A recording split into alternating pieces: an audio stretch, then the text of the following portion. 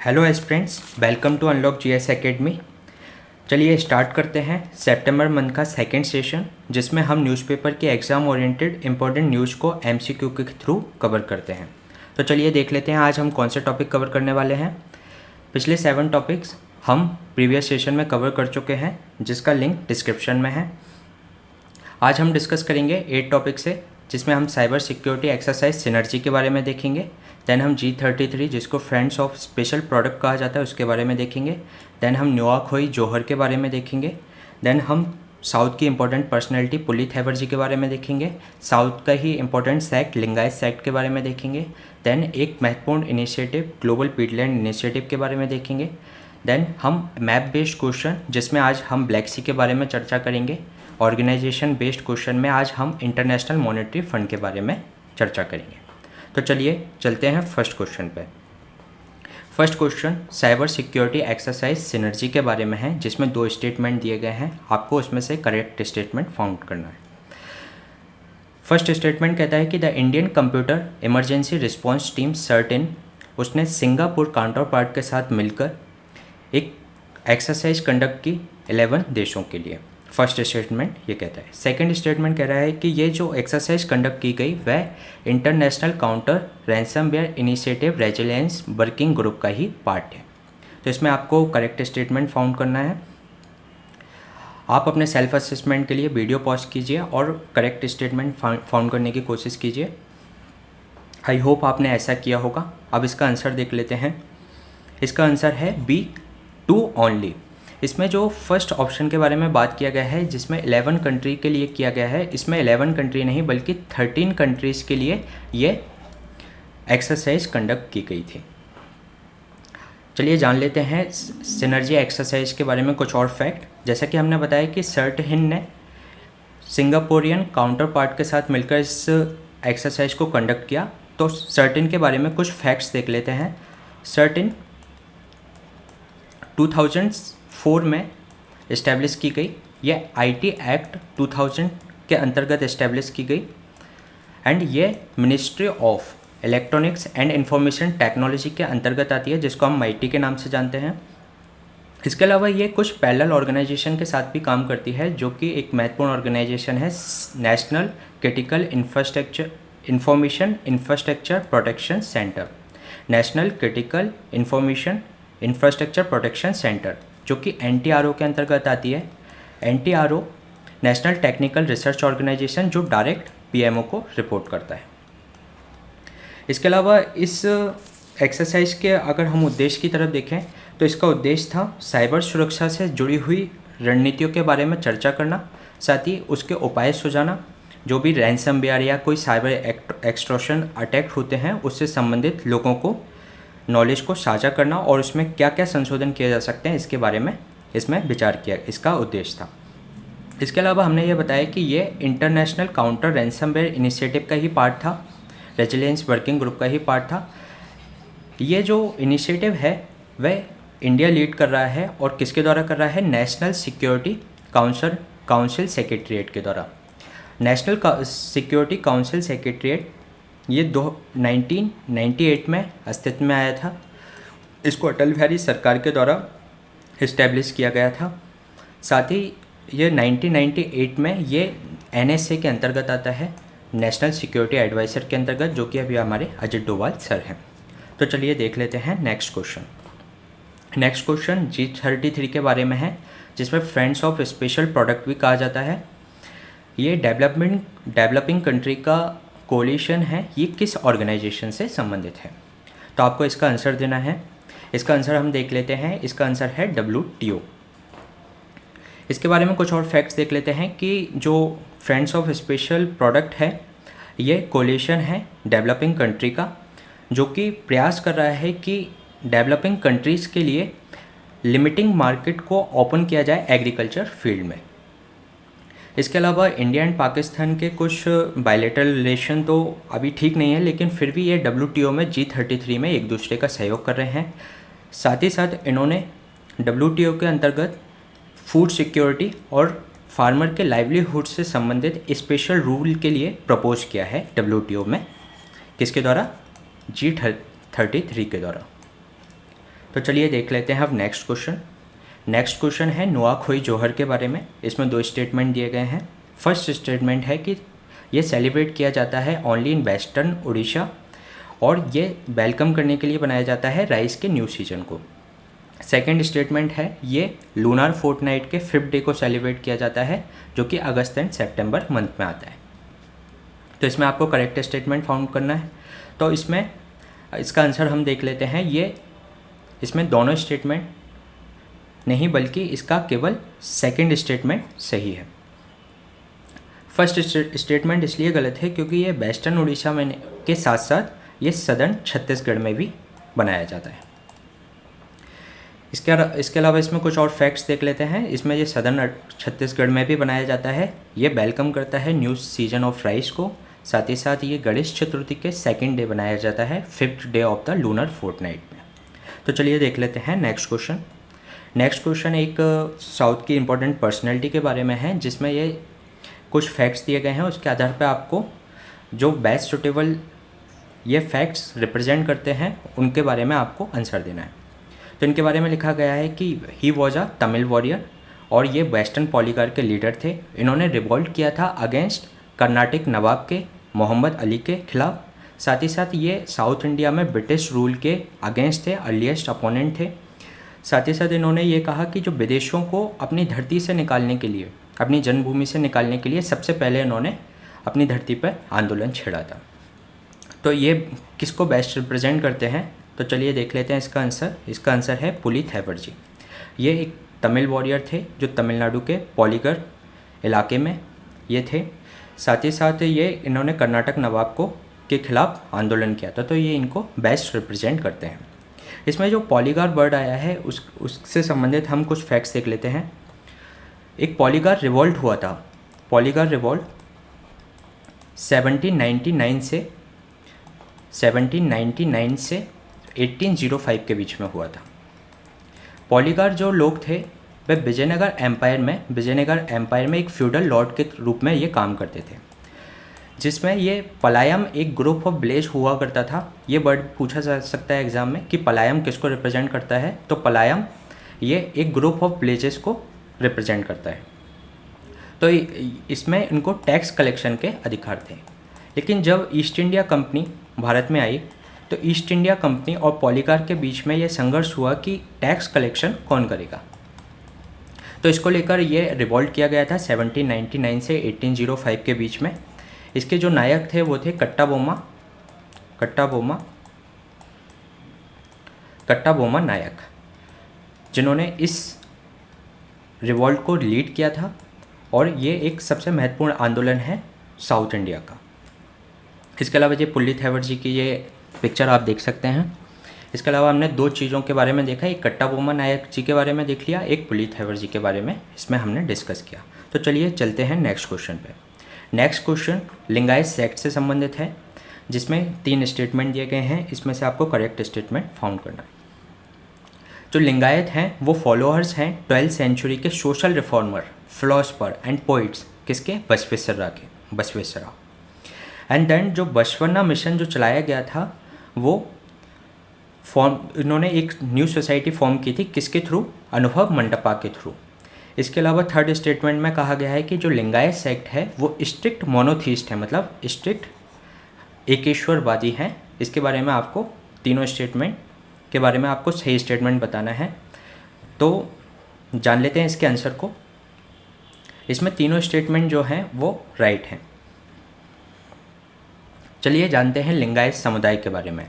इसमें जो टर्म लिंगायत जो डिनोट करती है, जब व्यक्ति उसकी इनिशिएशन सेरेमनी के समय उन्हें एक लिंग प्रोवाइड कराया जाता है iconic form of the Shiva के रूप में, जिसे वह अपने साथ में रखते हैं, इसलिए इनको लिंगायत कहा जाता है। इसके अलावा ये लिंगायत जो फॉलोअर्स थे जो 12th सेंचुरी के महत्वपूर्ण reformer, philosopher and poet Basaveshwara के, साथ ही साथ इनको जो महत्वपूर्ण नाम से बुलाया जाता था बसवन्ना के नाम से भी इनको बुलाया जाता था बसवेश्वरा को। साथ ही साथ बसवेश्वरा इन्होंने कास्ट सिस्टम और जो वैदिक रिचुअल्स थे उनके खिलाफ आंदोलन किया। इसके अलावा इन्होंने जो एक स्ट्रिक्ट मोनोथिस्ट थे, एकेश्वरवाद थे, ये एक ओनली वन गॉड को मानते थे। इसके अलावा जो लिंग है उसका जो मतलब है वो एक तरीके से मंदिर में स्थापित लिंग से नहीं है, बल्कि ये एक यूनिवर्सल कॉन्शियसनेस को बताता है, जो कि एक हमारी यूनिवर्सल एनर्जी है ब्रह्मांड में, उसके एक यूनिवर्सल सार्वभौमिक चेतना को रिप्रेजेंट करता है। इसके अलावा जो लिंगायत समुदाय है वो हिंदू के सबकास्ट में आता है। वीर शैव लिंगायत सबसेक्ट के अंतर्गत वे आते हैं, ये शैवाइट माने जाते हैं। इसके अलावा जो बसवेश्वरा हैं उनके बारे में कुछ फैक्ट्स देख लेते हैं। ये 12th सेंचुरी के स्पिरिचुअल मास्टर थे, कर्नाटक से को ये रिप्रेजेंट करते हैं। ये बसवेश्वरा के नाम से भी जाने जाते थे। इन्होंने मॉरल्स, एथिकल और स्पिरिचुअल वैल्यू को प्रोपोगेट किया, किसके लिए? व्यक्ति के शांतिपूर्ण, पीसफुल और पर्पसफुल लाइफ के लिए। इन्होंने एक नया स्पिरिचुअल इंस्टीट्यूशन इस्टेब्लिश किया जो कि डेमोक्रेटिक प्रिंसिपल पर चलता था। वो किसी कास्ट और इनको देखकर उनको मेंबरशिप नहीं देता था, बल्कि इर्रिस्पेक्टिव ऑफ द कास्ट उसके आप मेंबर बन सकते थे। इसके अलावा यह स्प्रेड करता था यूनिवर्सल लव एंड ब्रदरहुड को। बसवेश्वरा मिशन जो कि फॉर्म किया गया था, उसने एक सोसाइटी फॉर्म की अनुभव मंडपा के थ्रू, जिसके 3 प्रिंसिपल्स थे। ये कहते थे कि ओनली वन गॉड है, साथ ही साथ भक्ति में व्यक्ति को अपना पूरा संपूर्ण समर्पण ईश्वर के सामने कर देना चाहिए। साथ ही साथ ये कहते थे करुणा, कंपैशन सभी रिलीजन का मूल है, मतलब रूट जो है सभी रिलीजन का वह कंपैशन है। सभी व्यक्ति को लोगों के वेलफेयर के लिए और उन लोगों के प्रति करुणा के भाव सभी में होने चाहिए। चलो देख लेते हैं अगला क्वेश्चन। अगला क्वेश्चन ग्लोबल पीटलैंड इनिशिएटिव के बारे में है। इसमें 2 स्टेटमेंट दिए गए हैं, जिसमें से आपको करेक्ट स्टेटमेंट फाउंड करना है। ये फर्स्ट स्टेटमेंट है, ये एफर्ट है ग्लोबल पीटलैंड इनिशिएटिव जो कि फॉर्म किया गया था 2016 के कोप के अंतर्गत, जो कि मराकेश में आयोजित हुआ था, और इसके जो फाउंडिंग मेंबर थे 13 थे। ये फर्स्ट स्टेटमेंट कह रहा है। साथ ही साथ सेकंड स्टेटमेंट में कहा गया है कि यूनेप इसकी पेरेंट ऑर्गेनाइजेशन है। तो इसमें आपको करेक्ट स्टेटमेंट बताना है, तो देख लेते हैं इसका आंसर। इसमें जो दोनों स्टेटमेंट हैं वह करेक्ट हैं। इसके बारे में कुछ और फैक्ट्स देख लेते हैं। जो ग्लोबल पीटलैंड इनिशिएटिव है, ये UNFCCC United nation framework conference on climate change, जो कि हर साल आयोजित किया जाता है। ये COP 22 के अंतर्गत आया था। COP 22 के अंतर्गत आया था। COP 21 आप सभी को ध्यान होगा, जिसके अंतर्गत पेरिस समझौता आया था। उसके बाद ही मराकेश में, जो कि एक अफ्रीका का एक देश है, मोरक्को में स्थित है, जो कि एक अफ्रीका का देश है, जो कि मेडिटेरेनियन सी पे ऊपर आपको नॉर्दर्न एंड पर अफ्रीका के दिख जाएगा। इसके अलावा इसके 13 फाउंडिंग मेंबर थे। ये फॉर्म किया गया था 2016 में। ये पीटलैंड जो होती है उनके कंजर्वेशन के लिए इसको बनाया गया था। पीटलैंड एक टेरेस्ट्रियल ऑर्गेनिक मतलब एक largest terrestrial organic carbon stock को ये अपने अंदर समाहित करके रखती हैं। तो यदि ये पीटलैंड अगर डिस्टॉर्ट होंगे तो इससे कार्बन साइकिल बिगड़ेगी। कार्बन जो इसके अंदर का संग्रहित करके रखा है वह वातावरण में जाएगा और जिसके थ्रू एनवायरनमेंट को काफ़ी लॉस हो जाएगा। तो इसके लिए इसके संरक्षण के लिए प्रयास किए जा रहे थे। अब देख लेते हैं पीटलैंड्स होते क्या हैं। पीटलैंड्स, या आपको जो पिक्चर दिख रही है, ये इसी तरीके के ग्राउंड्स को पीटलैंड्स बोला जाता है। पीटलैंड्स एक टेरेस्ट्रियल वेटलैंड इकोसिस्टम होते हैं, जो कि यहाँ पर क्या वाटर लॉग की कंडीशन होती है। वाटर लॉग मतलब जल जमाव यहाँ पर हो जाता है, तो जिसके कारण से जो भी ऑर्गेनिक मैटर होता है उसका पूरी तरीके से डिकम्पोजिशन नहीं हो पाता, जिसके कारण से वहाँ पर ऑर्गेनिक मैटर होता है वो पीट के फॉर्म में जमा होता जाता है, एक्यूमुलेट होता जाता है। अब इसमें भी 2 तरीके के होता है। अगर कूल क्लाइमेट है तो वहाँ पे स्पैग्नम मॉसेस, सेजेस एंड झाड़ियाँ जो श्रब्स होती हैं वो प्राइमरी बिल्डर होते हैं पीट के। और यदि वहाँ पर अगर वार्मर क्लाइमेट है तो ग्रेमिनोइड्स एंड बूडी वेजिटेशन उसको ऑर्गेनिक मैटर प्रोवाइड कराते हैं। ठीक है, तो ये हमने जाना पीटलैंड के बारे में और ग्लोबल पीटलैंड इनिशिएटिव के बारे में। ये 13 फाउंडिंग मेंबर द्वारा COP 22 मराकेश मोरक्को में लाया गया था। तो चलिए चलते हैं नेक्स्ट क्वेश्चन पे। नेक्स्ट क्वेश्चन, जैसे कि हमारा हर वीडियो में रहता है कि एक मैप बेस्ड क्वेश्चन हम डिस्कस करते हैं। इसमें फर्स्ट स्टेटमेंट है, ये ब्लैक सी के बारे में है, और ब्लैक सी के बारे में 2 स्टेटमेंट दिए गए हैं। फर्स्ट स्टेटमेंट कहता है कि ब्लैक सी वर्ल्ड्स लार्जेस्ट बॉडी है किसके लिए? बिथा मैरीमेटिक बेसिन के साथ। सेकेंड ऑप्शन कहता है कि बॉस्फोरस स्ट्रेट कनेक्ट करती है सी ऑफ मरमरा को, और ये सी ऑफ मरमरा कनेक्ट करता है एजियन सी को बाय द डार्डेनल्स स्ट्रेट के द्वारा। थर्ड स्टेटमेंट कहता है कि ब्लैक सी कनेक्ट करता है सी ऑफ अजोब को किसके द्वारा? स्ट्रेट ऑफ कर्च के द्वारा। तो इसमें 3 स्टेटमेंट दिए हुए हैं, आपको इसमें से करेक्ट स्टेटमेंट फाउंड करना है। तो इसका आंसर हम देख लेते हैं, इसके तीनों स्टेटमेंट सही है। देखिए ब्लैक सी के बारे में 3 स्टेट हमें ध्यान होनी चाहिए। फर्स्ट स्टेट है आपकी स्टेट ऑफ बॉस्फोरस, जो कि ब्लैक सी को सी ऑफ मरमरा से जोड़ती है। यहाँ पर आपकी बॉस्फोरस स्ट्रेट आपको देखने को मिल जाएगी। साथ ही साथ दूसरी डार्डेनल्स स्ट्रेट है, जो कि सी ऑफ मरमरा, जो कि स्मॉल सी है, ये इसको एजियन सी से यहाँ पर डार्डेनल्स आपको स्ट्रेट मिल जाएगी।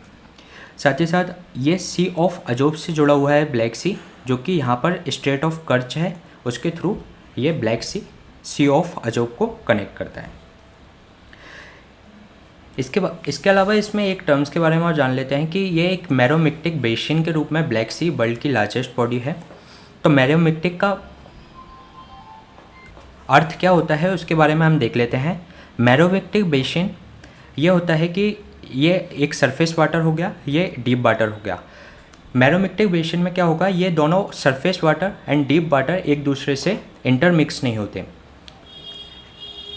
एक्चुअली में जो सरफेस वाटर होता है वो ऑक्सीजन का सोर्स होता है, और ये ऑक्सीजन नीचे डीप वाटर में वह प्रोवाइड करता रहता है। लेकिन यदि मैरोमेक्टिक बेसिन है तो डीप वाटर सरफेस वाटर से मिक्स नहीं होता, जिसके कारण से ये एनॉक्सी कंडीशन में पहुंच जाता है। मींस इसके अंतर्गत जो ऑक्सीजन है वो डिप्लीट हो जाती है।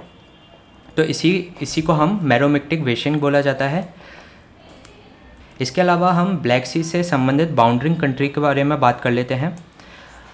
ये बाउंड्री कंट्री के लिए एक ट्रिक है बर्गर टी, जिसमें हम इसको याद कर सकते हैं। BU से है बुल्गारिया, एंड देन U से यूक्रेन, एंड देन R से रशिया, देन G से Georgia, and then Romania, and T से आपका ये टर्की। तो ये आपकी 6 कंट्री जो कि बॉर्डरिंग कंट्री हैं, इसको आप बर्गर टी के ट्रिक से आप इसको ध्यान रख सकते हैं। तो चलिए चलते हैं नेक्स्ट क्वेश्चन पे। ये नेक्स्ट क्वेश्चन हमारा इंटरनेशनल ऑर्गेनाइजेशन से संबंधित क्वेश्चन है, जिसमें आज हम इंटरनेशनल मॉनेटरी फंड के बारे में ये 3 स्टेटमेंट दिए गए हैं। इसमें फर्स्ट स्टेटमेंट में कहा गया है कि IBRD की, जो कि जिसे हम वर्ल्ड बैंक के नाम से भी जानते हैं, वर्ल्ड बैंक की मेंबरशिप के लिए IMF का मेंबर होना ज़रूरी है। मतलब IMF के मेंबर के बिना बने हम वर्ल्ड बैंक के मेंबर नहीं बन सकते। इसके अलावा सेकंड स्टेटमेंट में कहा गया है कि इंडिया शेयर करता है 2.75%, जो कि वर्ल्ड का 8th लार्जेस्ट कोटा है IMF के अंदर। साथ ही साथ थर्ड स्टेटमेंट कहता है कि RBI गवर्नर जो होते हैं वो IMF के बोर्ड ऑफ गवर्नर के एक्स ऑफिशियो गवर्नर होते हैं। तो इसमें आपको करेक्ट स्टेटमेंट फाउंड करना है। फर्स्ट में अगर हम देखें तो इसमें इसका आंसर हम देख लेते हैं, वो इसका आंसर है 1 and 2 ओनली, क्योंकि जो थर्ड स्टेटमेंट दिया गया है, जो RBI गवर्नर के बारे में दिया गया है कि RBI गवर्नर इसके एक्स ऑफिशियो मेंबर गवर्नर होते हैं। RBI गवर्नर इसके एक्स ऑफिशियो गवर्नर नहीं होते, बल्कि फाइनेंस मिनिस्टर इसके एक्स ऑफिशियो गवर्नर होते हैं। तो आइए जान लेते हैं IMF के बारे में कुछ और फैक्ट्स। IMF ये 1944 में गठित किया गया था एक ब्रेटन वुड्स समझौते के द्वारा। ब्रेटन वुड्स समझौते के द्वारा 2 ऑर्गेनाइजेशन गठित की गई थी, एक तो आपका IMF और एक आपका IBRD, जिसे हम वर्ल्ड बैंक के नाम से जानते हैं। ये दोनों ब्रेटन वुड ऑर्गेनाइजेशन के नाम से जानी जाती हैं। इसके अलावा जो इसके एग्जीक्यूटिव बोर्ड में इसके फाइनेंशियल कंट्रीब्यूशन के आधार पर इसका वोटिंग शेयर डिफाइन किया जाता है। इसी आधार पर इंडिया का जो वोटिंग शेयर है वह कंट्रीब्यूट करता है 2.75% IMF के अंतर्गत। साथ ही साथ जो फाइनेंस मिनिस्टर इसके होते हैं वो एक्स ऑफिशियो गवर्नर होते हैं, और जो RBI गवर्नर होते हैं वो अल्टरनेट गवर्नर होते हैं IMF के। साथ ही साथ IMF के कुछ फंक्शंस देख लेते हैं। ये फाइनेंशियल असिस्टेंस प्रोवाइड कराता है जैसे कि 1991 में जब India balance of payment crisis के समय IMF से इंडिया ने फंडिंग ली थी। इसके अलावा अभी हाल ही में श्रीलंका ने भी अपने इकोनॉमिक क्राइसिस के समय IMF ने उसको मदद की है। साथ ही साथ ये कैपेसिटी डेवलपमेंट पे भी काम करता है, साथ ही साथ देशों की इकोनॉमिक एक्टिविटी पे ये सर्विलांस भी पूरे विश्व के अंतर्गत रखता है। ये था हमारी इंटरनेशनल ऑर्गेनाइजेशन। इसी तरीके के सेशन हम आपके बीच में लाते रहेंगे। And please stay tune and subscribe the unlock GS Academy। Thank you.